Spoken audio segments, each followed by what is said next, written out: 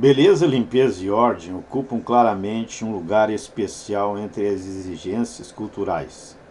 Ninguém dirá que elas são importantes para a vida, como o domínio das forças naturais e outros fatores que ainda veremos, mas ninguém as porá em segundo plano como coisas acessórias. O fato de a civilização não considerar apenas o que é útil já se mostra no exemplo da beleza que não desejamos ver excluída dos interesses da civilização. A vantagem da ordem é evidente. Quanto à limpeza, devemos considerar que é também requerida pela higiene, e podemos conjecturar que nesse nexo não era inteiramente desconhecido antes da época de prevenção científica das doenças. Mas a utilidade não explica de todo esse empenho. Algo mais tem de estar em jogo. Entretanto, nenhum traço nos parece caracterizar melhor a civilização do que a estima e o cultivo das atividades psíquicas mais elevadas, das realizações intelectuais, científicas e artísticas, do papel dominante que é reservado às ideias na vida das pessoas. Entre essas ideias se destacam os sistemas religiosos, cujo intricado edifício procurei elucidar em outra obra. Ao lado deles, as especulações filosóficas e, por fim, o que se pode chamar de construções ideais dos homens, suas concepções de uma possível perfeição dos indivíduos particulares, do povo, de toda a humanidade, e as exigências que colocam a partir dessas concepções. O fato dessas criações não serem dependentes uma das outras, mas bastante entremeadas, dificulta fazer sua exposição e também averiguar sua derivação psicológica. Se admitimos de maneira bem geral que o móvel de toda atividade humana é o empenho visando as duas metas confluentes, utilidade e obtenção de prazer, temos que aceitar isso como válido também para as manifestações culturais aqui mencionadas, embora seja facilmente visível apenas na atividade científica e artística. Não se pode duvidar, contudo, que também as outras correspondem às fortes necessidades dos homens, talvez aquelas desenvolvidas apenas numa minoria. Tampouco é lícito nos deixarmos enganar por julgamentos de valor sobre qualquer desses sistemas religiosos e filosóficos ou desses ideais, quer sejam vistos como a realização maior do espírito humano, quer sejam deplorados como equívocos. É mistério reconhecer que a sua existência, em especial seu predomínio, indica um elevado grau de civilização. Resta-nos apreciar o último dos traços característicos da civilização, que certamente não é dos menos importantes: o modo como são reguladas as relações dos homens entre si, as relações sociais que dizem respeito ao indivíduo enquanto vizinho, enquanto colaborador, como objeto sexual de um outro, como membro de uma família e de um Estado. Aqui se torna bem difícil manter-se livre de determinadas exigências e ideais e aprender o que é mesmo cultural. Talvez possamos começar afirmando que o elemento cultural se apresentaria com a primeira tentativa de regulamentar essas relações. Não havendo essa tentativa, tais relações estariam sujeitas à arbitrariedade do indivíduo que, isto é, aquele fisicamente mais forte as determinaria conforme seus interesses e instintos. Nada mudaria caso esse mais forte encontrasse alguém ainda mais forte. A vida humana em comum se torna possível apenas quando há uma maioria que é mais forte que qualquer indivíduo e se conserva diante de qualquer indivíduo. Então o poder dessa comunidade se estabelece como direito, em oposição ao poder do indivíduo condenado como força bruta. Tal substituição do poder do indivíduo pela da comunidade é o passo cultural decisivo. Sua essência está em que os membros da comunidade se limitam quanto às possibilidades de gratificação, ao passo que o indivíduo não conhecia tal limite. Portanto, a exigência cultural seguinte é a da justiça, isto é, a garantir de que a ordem legal que uma vez se colocou não será violada em prol de um indivíduo. Não é julgado aqui o valor ético desse direito. O curso posterior da evolução cultural tende a tornar esse direito não mais a expressão da vontade de uma pequena comunidade, casta, camada da população, tribo, que novamente age como um indivíduo violento face a outros grupos talvez mais numerosos desse tipo. O resultado final deve ser um direito para o qual todos, ao menos todos os capazes de viver em comunidade, contribuem com o sacrifício de seus instintos e que não permite, de novo, com a mesma exceção, que ninguém se torne vítima da força bruta. A liberdade individual não é um bem cultural.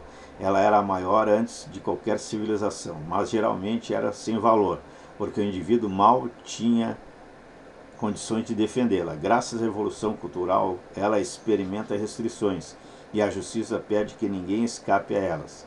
Aquilo que numa comunidade humana se faz sentir como impulso à liberdade pode ser revolta contra uma injustiça presente, e assim tornar-se propício a uma maior evolução cultural, permanecendo compatível com a civilização. Mas também pode vir dos restos da personalidade original, não domada pela civilização, e desse modo tornar-se fundamento da hostilidade à civilização. O impulso à liberdade se dirige, portanto, contra determinadas forças e reivindicações da civilização ou contra ela simplesmente. É pouco provável que, mediante alguma influência, possamos levar o homem a transformar sua natureza na de uma térmite. Ele sempre defenderá sua exigência de liberdade individual contra a vontade do grupo. Boa parte da peleja da humanidade se concentra em torno da tarefa de achar um equilíbrio adequado, isto é, que traga felicidade entre tais exigências individuais e aquelas do grupo. Culturais é um dos problemas que concerne ao seu próprio destino. A questão de se este equilíbrio é alcançável mediante uma determinada configuração cultural ou seu conflito é insolúvel. Ao deixar a visão comum nos indicar-nos os traços na vida do ser humano que devem ser designados como culturais, tivemos uma impressão nítida do quadro geral da civilização, embora até o momento não tenhamos aprendido nada que não seja do conhecimento geral. Nisso nos guardamos de apoiar o preconceito que diz que civilização equivaleria a aperfeiçoamento. Seria o caminho traçado para o homem chegar à perfeição. Agora se nos apresenta uma concepção e talvez nos oriente de um outro modo. A evolução cultural nos surge como um processo peculiar que se desenrola na humanidade, no qual muitas coisas quer nos parecer familiar. Podemos caracterizar esse processo pelas mudanças que ele efetua nas conhecidas disposições instintuais humanas, cuja satisfação é, afinal, a tarefa econômica de nossa vida. Alguns desses instintos são absorvidos de maneira tal que em seu lugar aparece o que no indivíduo descrevemos como traço de caráter. O mais notável exemplo desse fato achamos no erotismo anal da criança. Seu interesse original na função escritora, nos órgãos e produtos dela, transforma-se durante o crescimento no grupo de características que conhecemos como parcimônia, sentido da ordem e limpeza, que, valiosas e bem-vindas em si, podem exacerbar-se até adquirir um marcante predomínio e resultar no que chamamos caráter anal.